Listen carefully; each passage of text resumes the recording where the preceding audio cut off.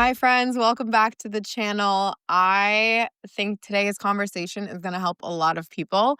It is all around going all in and fear of going all in and worrying about burnout or just having a lot of fears when it comes to actually being someone who can handle having it all.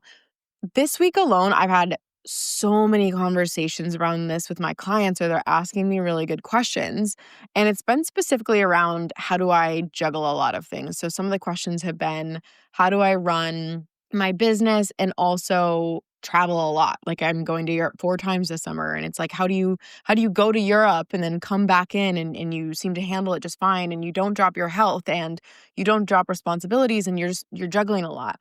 Or I've answered the question, I think like 2 or 3 separate times this week of how did I have a job, a full-time corporate job where I was working over 40 hours a week and then also run my business. And at the time, I also had a really beautiful social life because I just moved to an entirely new state where I didn't know anyone and I had to meet all new friends. So just questions like that. What this episode is it's part of what I keep talking to my clients about. So I figured, let me just bring it here because if it's helping them, it's absolutely going to help you. So let's get into it. A lot of phrasing that I hear when it comes to going all in, or fears rather around going all in, is if I go all in, I'm afraid of the responsibility. I'm afraid that I'm going to burn out. I'm afraid that it's going to require so much of me. I'm afraid that I'm going to have to sacrifice and give up what I love, or I'm afraid I'm going to have to be so like rigid and disciplined and all the fun's going to drain out of my life. And almost in the same breath, people will then talk to me about, well, there's these people who juggle a lot and they do it all beautifully and they have so much going on and they seem like they have it all together and they're so strong and they just seem to be good at everything. And I feel like I'm not one of those people. What this actually comes down to is often you're misreading the game. You're not understanding how those people end up doing all of that and staying grounded and getting to have all the fun that you're wanting and not wanting to give up to. And the people who want to do it all, you want to have the business, you want to have a really great body and health, you want to be able to have a lot of fun, you want to actually enjoy your life and not feel like going after what you want is costing you, is running you into the ground, and you're not doing it from this energy of scarcity or lack. But what you need to understand is the people who are doing it all, they're doing it not just by effort, but it's capacity, it's regulation, it's knowing who you are when you meet discomfort. The people who are managing it all, this is what they are doing. They are prioritizing their well-being first. They're taking care of their human first. They're going for the walks, they're going to the gym, they're meditating, they're waking up early, they're fueling themselves well, yes. But they're doing it from the energy of they know that supports them doing the work. What I talked to my clients about this week, and this just it hit them so well. They loved it. They felt so called out. They felt so seen. It started so many good conversations. And it was this conversation of often we're trying to prioritize our well-being, but we actually use it as a hall pass to avoid discomfort. Or we're not understanding that the point of taking care of yourself better is to feel better, but also utilize it to work harder or work smarter, not just to coddle yourself and stay complacent. The example that I gave them was this. Last weekend, I flew to visit my best friend. And when I was at her house, I just did not sleep well. She has cats. I don't know. It was a whole thing. I don't know. The cats were in my room. They just kept meowing all night, whatever. But multiple nights, I was up until 4 a.m. I just could not sleep. I couldn't get to bed, whatever. Coming back into routine on Monday, I was tired. Of course, I'm tired. I didn't sleep, right? I kept trying to start work, and I just realized if I don't adjust this now, it's going to be slow. If I don't do something to actually prioritize my well-being and give myself energy, this is going to be a long day of trying to work and not actually getting a single thing done, which I'm positive that you know that feeling. So what I ended up doing was going for a walk. I went for an hour-long walk because I know it gives me energy. And on the walk, I talked to my mom, which usually gives me energy. I think I listened to, I don't know, something that helped me out for a little bit. Then I came home, I made sure to drink a ton of water, I ate food, and I'm not really big. I'm someone who naturally I would love to just eat from 4:30 p.m. until like 10 p.m. and I don't care about the day, but I know that's not healthy or good for me. So I came home and I actually ate as well. Then what did I do? I locked in. I got my to-do list done. I didn't give myself an option to kind of just like mess around. And I worked later than I even wanted to because it was very important for me to get this done because it was going to set up my whole week. I'm going to Italy next week. I don't have a lot of days to get all a month of work done that I need to get done. So I knew like we don't have time to mess around. And it was okay if it wasn't a pretty process or fun or uncomfortable. Like I was going to do it anyway. So that we're going to call person A. Person A is someone who prioritizes their well-being and really shows up for the work that they need to do. Okay. They're doing it because they know they're setting themselves up for success. Now, what I talk to my clients about is that oftentimes who they are being is person B or person C. So let's go through who those people are. Person B is someone who, in that exact same situation, they're not going to go on the walk at all. They know they probably should, but they're not going to because their mindset is operating from scarcity, from lack. So what they hear in their own brains is, I have to work. I have to do this. I have to get this done. I don't have time. I don't have time. And what ends up happening is they try to get work done while operating at 40% capacity. And what ends up happening with their whole day is they either get the to-do list done, but now their capacity is even lower the next day because they didn't drink the water, they didn't take the walk, they probably just pushed through and didn't try and eat or help themselves, and the cycle will continue. Or, of course, what's way more likely is they don't get the to-do list done because they didn't have the capacity to begin with. What this person might experience over time is physical burnout. And I need you to listen so intently to what I say next. Often person B is not burning out from working too hard. They are burning out because they're not taking care of themselves. Those two things are so different. Person B is not burning out because they are working too hard. They are not taking care of themselves. So they have run their capacity dry. They're operating on fumes because they never built in any sort of recovery time. Many girls who fear burnout, this is it. You are not at all prioritizing your well-being because you're operating from shame, from doubt, from fear, from scarcity. So you have convinced yourself that if you just keep trying to shove your way through it without prioritizing yourself, then that's what will make you succeed. Now, what I've also then see person B do is swing into person C. So let's now talk about person C. Person C in the same situation of they visited their friend, they slept in, they didn't fall asleep till 4 a.m. Now they got to have so much work done going into life, whatever. Person C, they're going to go on the walk. They know the walk is going to help them. But then what they will do when they get home is mess around, procrastinate, avoid the work, make themselves feel really busy, but they're not at all productive. And they'll probably even stop working around 5:30 because they want to keep, quote unquote, resting. They need to relax because they didn't sleep at all. But all they did all day was just waste their own time. And this is where people are often using that self-care, using the, quote unquote, prioritizing your well-being to actually avoid discomfort. Sure, they went for the walk, but if they didn't get their stuff done, is the walk actually enough to combat the anxiety that they're absolutely going to have later tonight, tomorrow, and the rest of this week because they're not actually doing the work? Probably not. Even if person C, which person C often is doing this, person C, because they know and logically understand the value of prioritizing their well-being, even if they sleep 8 hours, do the meditations, journal, they're often still lacking capacity.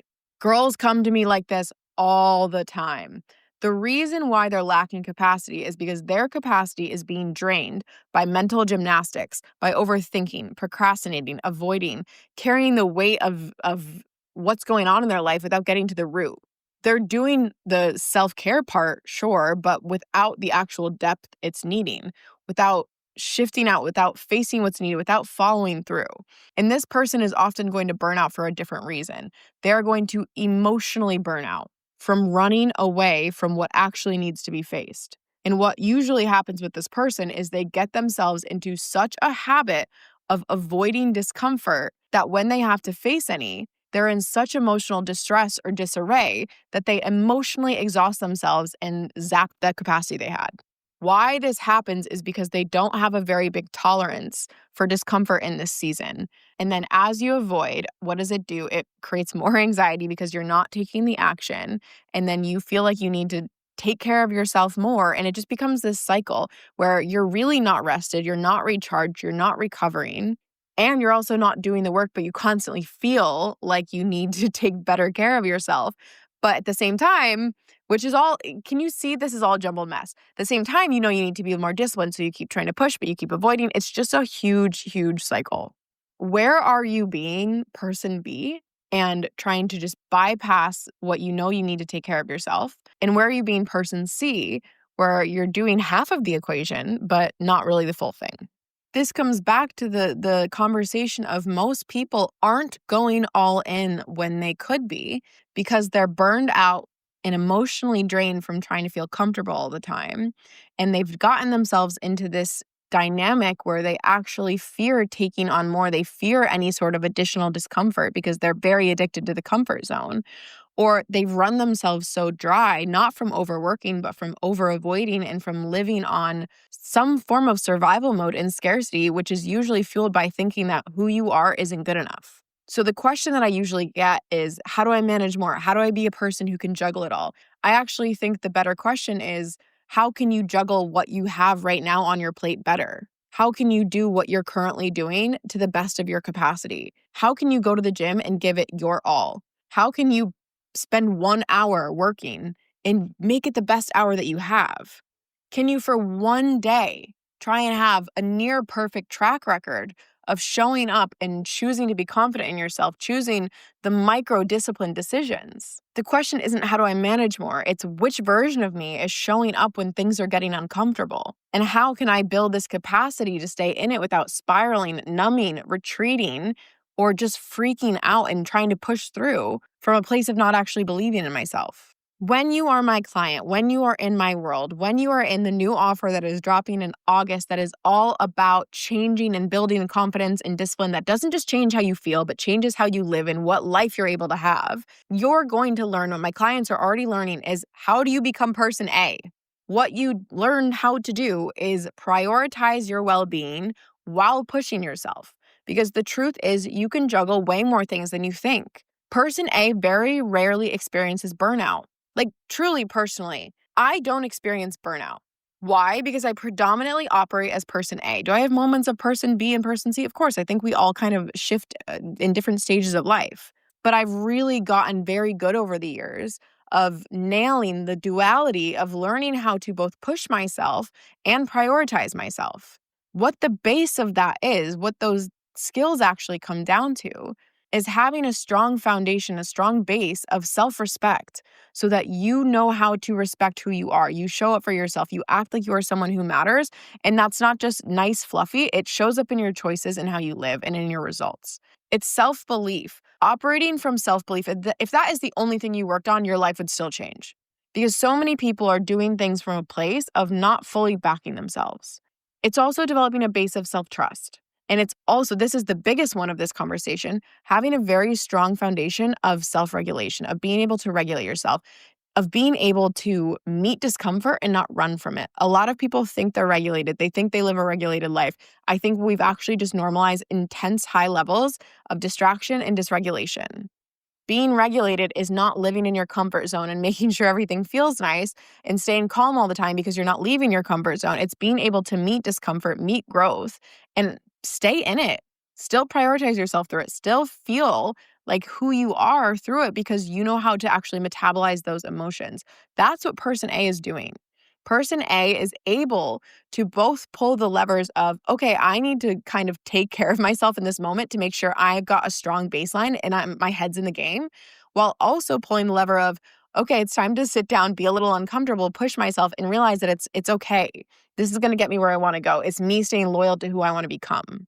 And what I teach in my new offer, what Fiera is, it means Fiera is my new offer. I've not fully talked about it yet. It's coming soon, but it means proud in Italian. It's because this whole room is about making yourself proud. And a big thing that I talk about in there with my clients is that you closing the gap between where you are and where you want to go is often you learning how to become loyal to who you want to be. That's discipline.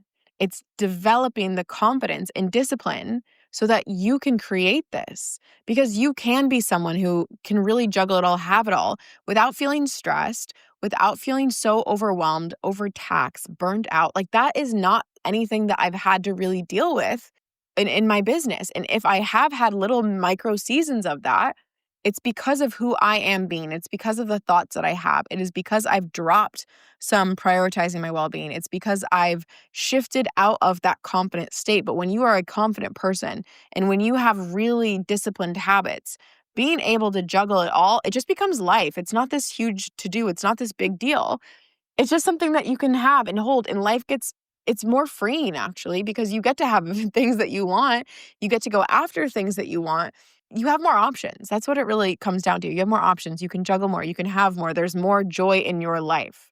So if you're someone who you want to be able to go after these bigger things, you want to be able to have more money, better health, better relationships, the life of your dreams, you want to have the business, you want to have all these things that literally I've been able to build. My clients, every single one of them who's come into this offer has been able to build. You're going to need to learn the skills of prioritizing your well-being while pushing yourself. If you love this episode, if you want to start doing that, come talk to me about joining Fiera. It's such a beautiful space and would love it, as always, if you screenshot this, share it on your stories. If you know a friend needs this episode, send this episode to your friend, and then you guys can actually do this together. You can start learning together. How do I start being that person who can have it all and prioritize myself while pushing myself? That is the sweet spot. That is where you're going to make yourself so proud because you're showing up for yourself. You respect yourself while going after what you want and finding out how good it can get. I love you guys. I believe in you guys. And I will catch you in the next episode.